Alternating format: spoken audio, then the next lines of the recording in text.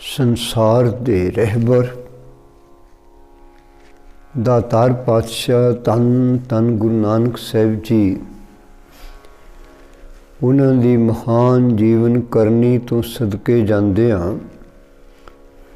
आओ अदब सहित गुरु फतेह दी सांझ पाईए।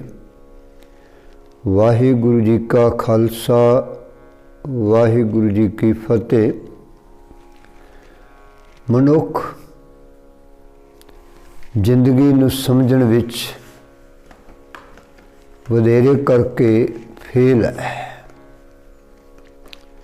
बहुत घट व्यक्ति ने जिन्हां दी समझ दे अंदर मनुखी जिंदगी दा मकसद आउंदा है। आम हालतां विच जिहड़ी परवरिश जिहड़ी पालन पोषणा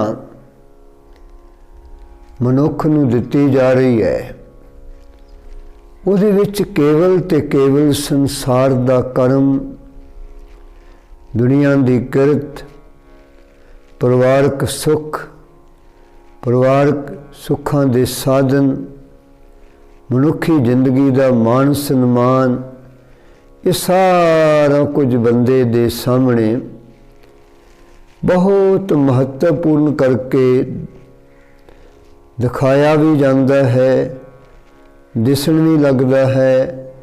बंदे दी समझ भी इहदे पिछे पिछे भागां वाली तुरन लगती है। गुरु जी की भूमिका मनुख की जिंदगी नूं ठीक रस्ते ते पाउण वाली महान आगू की भूमिका, महान रहबरी भूमिका, महान महान महान परोपकार वाली भूमिका है। दुनी चंद साडे समाज का साडे वर्गा पात्र है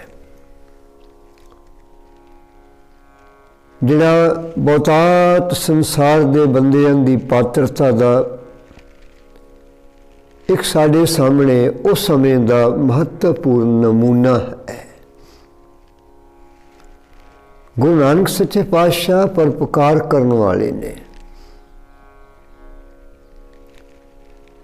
इहदे मन दे अंदर जेड़े अज्ञानता दे वो संकल्प ने उन्हां तो इनू मुक्ति दवा के ज्ञान का सही रस्ता इहदी जिंदगी दे अंदर प्रवेश करना, ये परोपकार मेरे गुरु नानक जी दे चित्त विच है।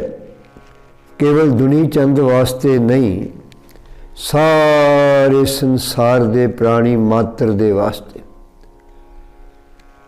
अज हुण दुनी चंद जी जदों घर गए आपां देखिया सूई जाके सवाणी नूं दित्ती है। इहदे घर वाली पत्नी जिहड़ी भागवंती जिहड़ी भागां वाली आपां कह सकदे हां, खुशकिस्मत जागी सुरत वाली समय दी सियाणी दना सुगड़ इस्त्री का दर्जा रखण वाली है। उन्हें बहुत प्यार दे नाल सत्कार दे नाल अपने पति दे नाल विचार चर्चा करके समझाउण दा यतन कीता। पति जी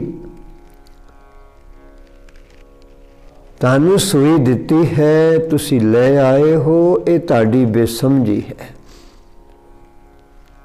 पर आ जिहड़ी गल तुसी वापस करन दी कर रहे हो कि वापस रब दे घर जाके करनी है, दरगाह विच जाके करनी है, उन्होंने उत्थे मेरे को वापस लैनी है।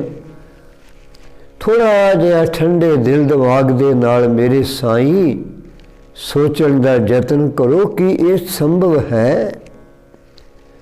कि इस तरह तुसी वापस करने वाली क्रिया कर सकोगे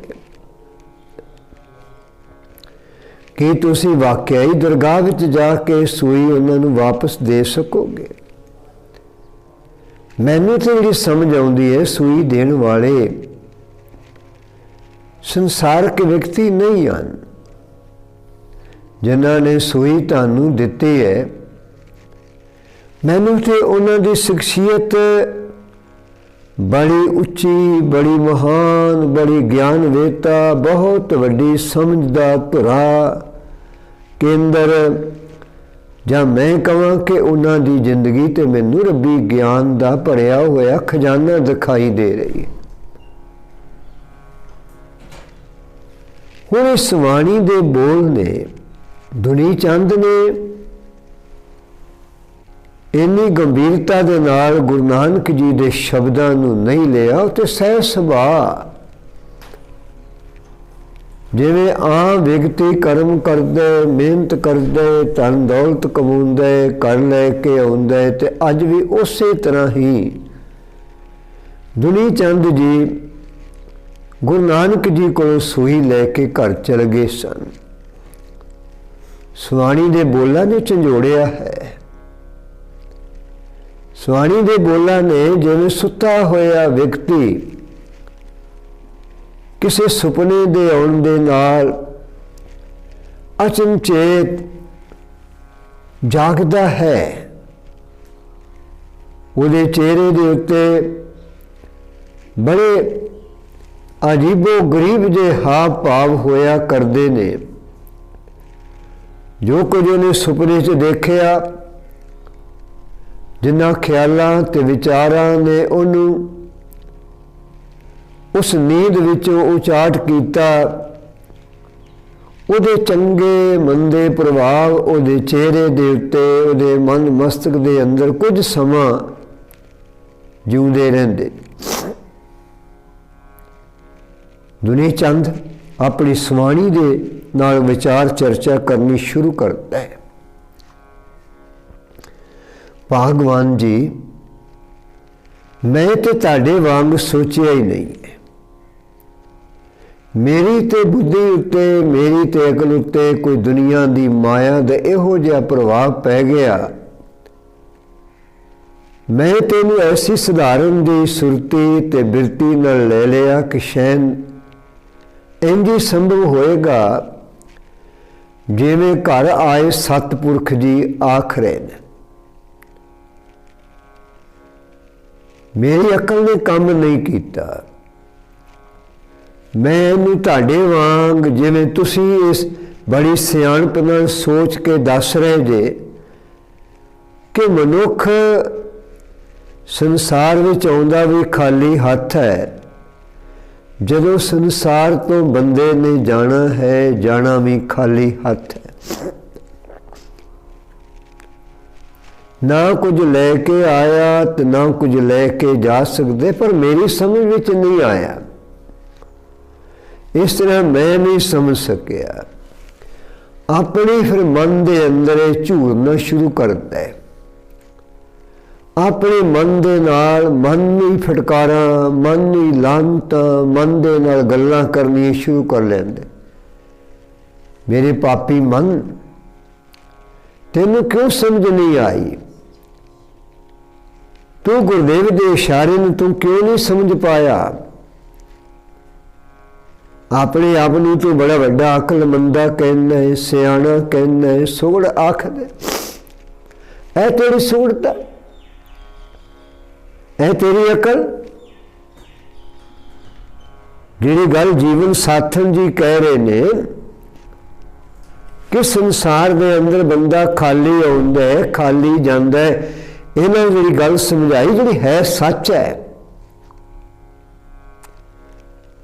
तू गल्लां करन विच एडा मार, एडा तगड़ा, एडा दुनिया की सभा विच बह के अपने आप की कदर कराउण वाला बनिया फिरदा सै, पर इत्थे की होया है? हुण इन्हां ख्यालां ने दुनी चंद दे अंदर एक बहुत वड्डी, इंज कह लीए, ख्यालां दी हनेरी चला दित्ती है। पत्नी दी गल्लां हुण इहदी समझ विच पूरी तरह आ चुकियां ने, ते समझ दी सतह ते खलो के पछतावा करे कि मैं उस मौके सूई वापस क्यों ना की? की हो गया मैनू? मैं क्यों नहीं समझ पाया? अपने मन नाल भिड़दा है, अपने मन में लड़दा है, अपनी अकल उत्ते झूरदा है। हुण इस झूरेपन दे विच जकड़िया होया हुण अपनी गलती का सुधार करना चाहुंदा है। सुधार किवें होएगा? गुरु नानक जी किवें इहदे उत्ते मेहर दी निगाह पाउणगे? इस साखी दा अगला हिस्सा है। इत्थे इन्नी सेवा प्रवान करनी, भुल्लां दी माफ़ी बख्शनी। वाहिगुरू जी का खालसा, वाहिगुरू जी की फतेह।